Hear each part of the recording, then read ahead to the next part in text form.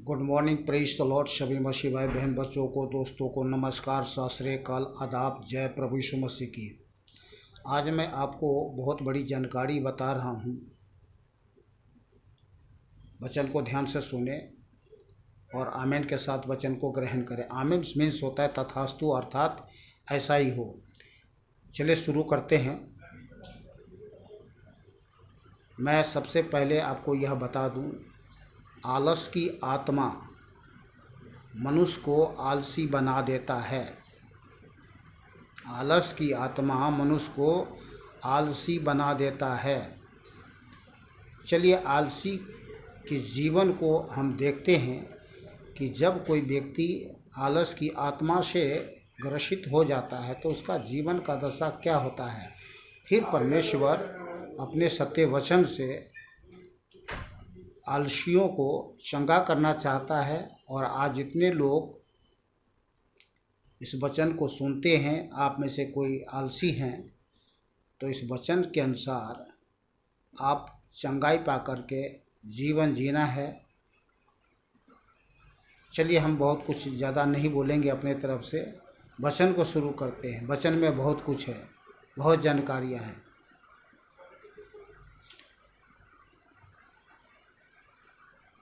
नीति वचन 6 अध्याय 6 से 11 आयत तक। प्रभु परमेश्वर यीशु कहते हैं, हे आलसी, चींटियों के पास जा, उनके काम पर ध्यान दे और बुद्धिमान हो जा। किनसे कहा जाता है? किनसे कहा जा रहा है? आलसियों से। हे आलसी, चींटियों के पास जा, उनके काम पर ध्यान दे और बुद्धिमान हो जा।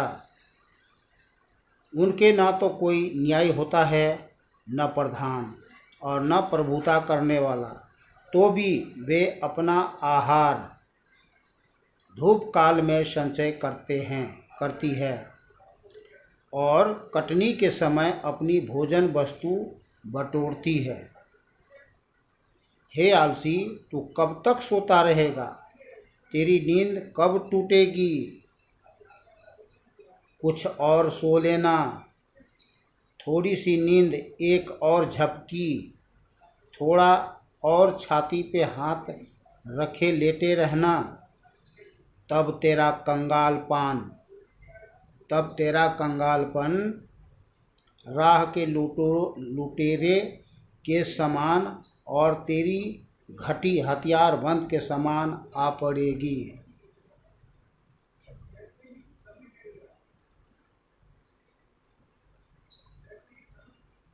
समझ रहे हैं ना?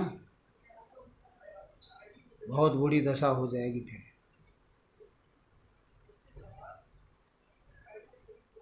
चलिए हम आगे चलते हैं। नीति वचन 24 अध्याय 30 से 34 आयत तक।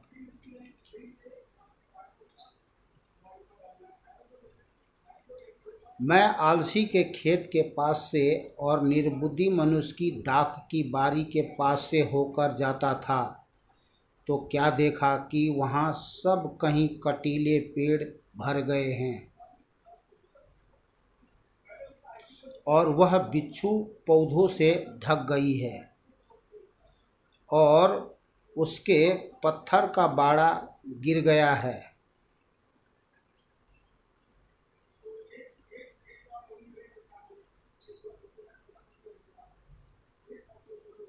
समझ में आया कि नहीं आया? आपको नहीं आया? फिर मैं रिपीट करके सुनाऊं।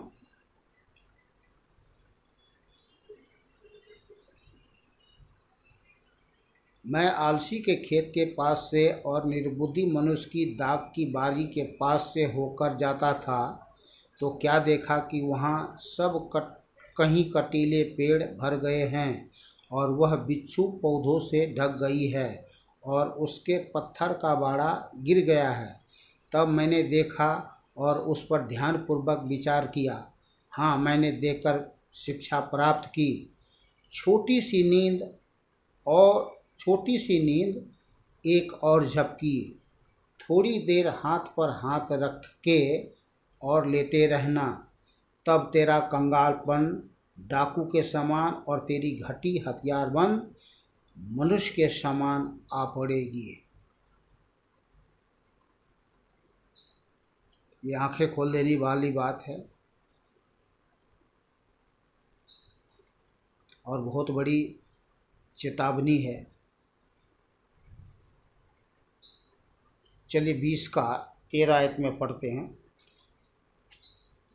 20 का 13 आयत में लिखा है, नींद से प्रीति ना रख, नहीं तो दरिद्र हो जाएगा। आंखें खोल, तब तू रोटी से तृप्त हो जाएगा। नींद से प्रीति ना रख, नहीं तो दरिद्र हो जाएगा। आंखें खोल, तब तू रोटी से तृप्त होगा। ये प्रभु परमेश्वर यीशु का वचन है। हमें आलसियों से कहा जा रहा है। और 20 का 4 आयत में लिखा है, आलसी मनुष्य शीत के कारण हल नहीं जोतता, इसलिए कटनी के समय वह भीख मांगता और कुछ नहीं पाता है। आलस मनुष्य को भिखारी बना देता है।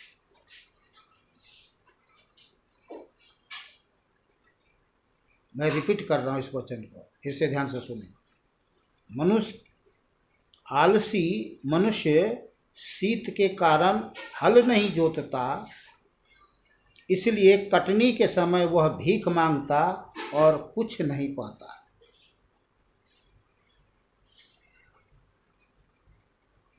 नीति वचन 21 अध्याय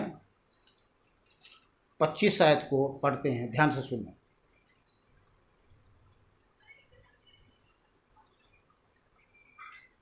आलसी अपनी लालसा ही में मर जाता है। आलसी अपनी लालसा में ही मर जाता है, क्योंकि उसके हाथ काम करने से इनकार करता है।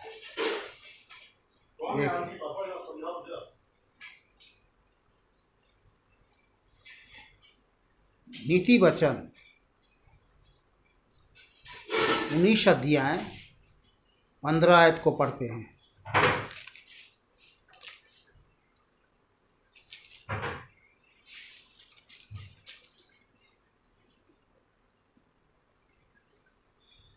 आलसी से भारी नींद आती है। आलस से भारी नींद आती है, और जो प्राणी ढिलाई से काम करता वह भूखा ही रहता है। अरे मम्मी तो ये था आज का वचन। आज के वचन के लिए प्रभु परमेश्वर को धन्यवाद करते हैं। और आपने इस वचन से बहुत कुछ सीख गए हैं, समझ गए हैं। मैं विश्वास करता हूं कि आप सीख गए, समझ गए, जान गए। तो ये था आलसियों का जीवन का बहुत रहस्यमय कहानी। और कल के वीडियो में मैं आपको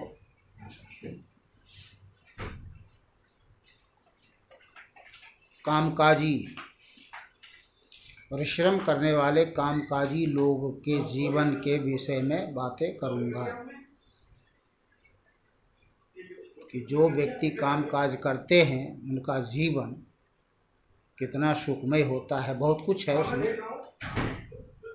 तो चलिए, आज के सारे वचनों के लिए पिता परमेश्वर को धन्यवाद। खुश रहे, आनंदित रहे, सुरक्षित रहे, भला चंगा रहे। मिलते हैं कल प्रभु के वचन के साथ। सभी भाई बहन बच्चों को जय प्रभु यीशु मसीह की।